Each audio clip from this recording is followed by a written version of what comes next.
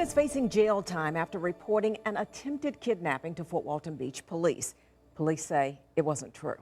Channel 3's Daniela Polinar explains the burden these false reports put on local police officers.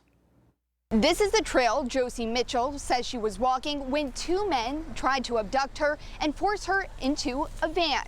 After several hours on this investigation, the Fort Walton Police Department says her story wasn't adding up. It's law enforcement's duty to take all reports seriously. But when someone takes advantage of that, Chief Robert Page with the Fort Walton Beach Police Department says several people are impacted. From the two men who were questioned who matched Mitchell's description, to the community, to the agency's detectives. And then we started confronting the victim with some of the inconsistencies.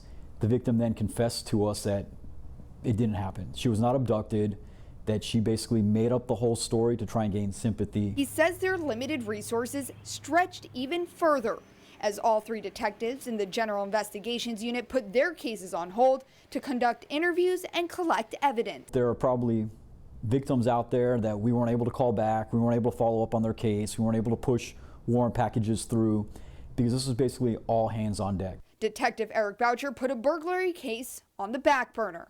He says it prevented him from obtaining time-sensitive video surveillance footage of a suspect. Now there's no video.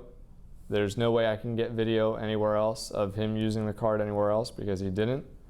So essentially we're at a loss at this point for that case. Not only is this a waste of time, Boucher fears fake reporting can create something like a boy who cried wolf mentality. Getting cases like this where false reports are made of heinous crimes, then people will stop paying attention.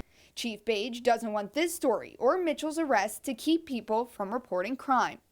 And never feel bad about reporting something to the police, but make sure you report what you actually saw or what actually happened. He hopes this case will serve as a deterrent to others. And if you try to exaggerate a story or if you try to report something that didn't happen, there could be consequences to it. Now Mitchell faces up to a year in prison. We had basically wasted our resources now for the past 3 or 4 days. I did speak with Chief Assistant State Attorney Bill Bishop. He says his office takes these kinds of cases extremely seriously, and they plan to prosecute this case very aggressively. For now, reporting in Okaloosa County, Danielle Polinar.